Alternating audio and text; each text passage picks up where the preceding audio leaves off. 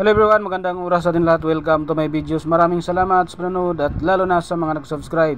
Thank you guys. At kung bago ka pa lang dito sa aking videos, huwag kalimutan mag-like, comment, share, and subscribe para updated ka sa aking mga bagong upload na mga videos na mayroong mga gandang kasaysayan at halaga tungkol sa ating mga barya. Ito yung coins ng China guys, ay tinatawag na 1 Kas Qianglong Tongbao. Meron taon na 1736. Bago tayo magpunta guys doon sa ating heritage auction guys, tapusin muna natin ang kanyang short history para malaman din natin ang tungkol sa baryang ito guys ng China. Chinese coins, an introduction and history.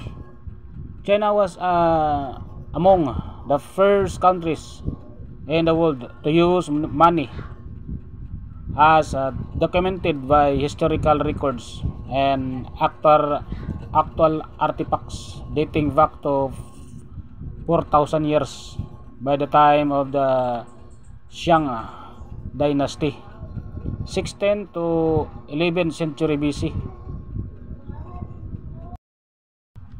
Seashells were already circulating as a major form of currency.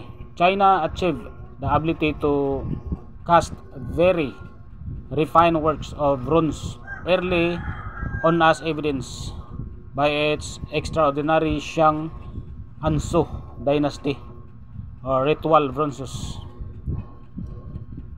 Based on this technology, the first metallic coins, which even included bronze seashells, appeared in various forms and different regions of the country during the Western Shu dynasty, 11th century, 771 BC. The spring and autumn period 770 476 BC. The warring steppe period 475 221 BC. Some of these first form of money were cast in ships with which resembled tools of the time such as spades or shovels. Bovai, an early example of spades, shift at the money from the kingdom of Zhou. Another type of money is based on an ancient bronze implement known as shui. This implement was in the shape of a knife, and this knife shaped money, Daobai, circulated in the states of Qian and Zhou. Still another type of money that appeared during the Warring States period was ring-shaped, one qian, because this form money was circular with a round hole in the center. Such coins are also known as a round hole in the center. Such as coins are also known as round money. These coins are believed to have been patterned after judge rings or perhaps as spinning wheels. One additional type of bronze money from this time period consisted of a small oval pieces cast in the state of Zhou.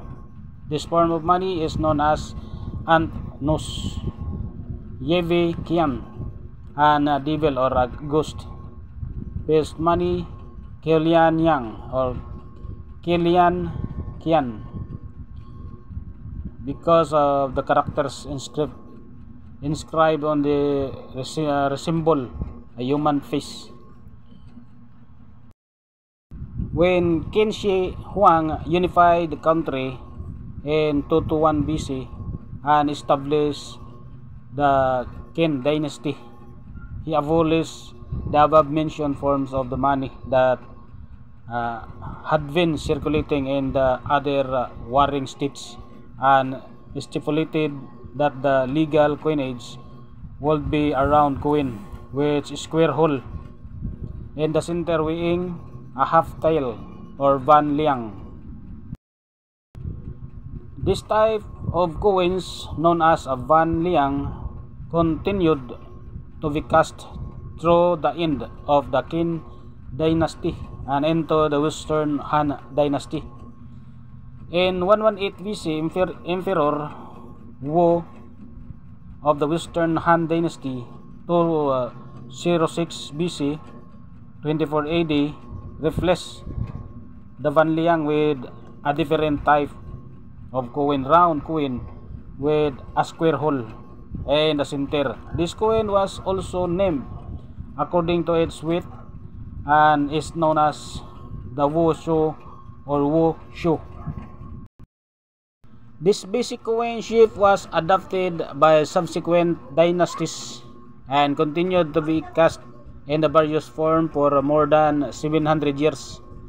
In 621 AD, Emperor Gao Zhou of the Tang dynasty 618 to 907 cast a new coin known as the Kai Yuan Tongbao. From this time, all the Chinese cast coins were no longer named according to their width.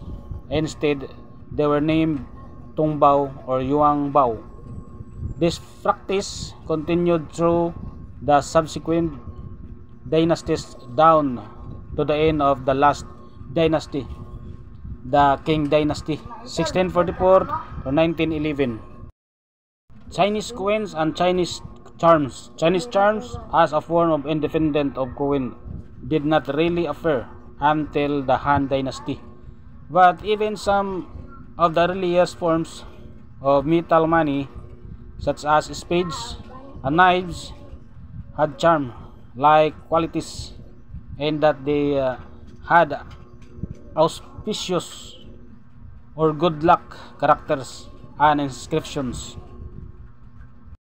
Ang ating pictures guys ng ating one cast Qianlong Tongbao, Issuer Empire of China, Emperor Qing Dynasty, Qianlong 1735 hanggang 1796. May type siya na standard circulation coin, may year na 1736 hanggang 1796. Ang type standard circulation coin na 1736, 1796. Value 1 cash. Currency cash 621 to 1912. May composition siya ng brass at may timbang na 2.8 grams. Diameter naman 25 mm. Ang kanyang thickness 1.0 mm. Mayroon siyang shape na round with a square hole. Technique cast. Orientation middle alignment at na-demonetize na ito guys. May number na A number 17924. Reference number Hartel number 22.337, FD number 2321, sheet number 1480, KM number 420. Ito yung ating overs guys, ang 4 Chinese ideograms, read top to buttons, right to left. Meron siyang script na Chinese traditional regular script, lettering Chinese words, translation Qianlong Tongbao, Qianlong Emperor or Emperor, universal currency. Ito yung ating reverse guys, ang 2 Manchu words read vertically separated by the whole script Mongolian and Manchu, lettering Manchu words, translation Wu-Yun, age plain. Ang mens naman ito guys ay Yunnan meant Baoshan France, modern day Yunnan China 1776 to 1801.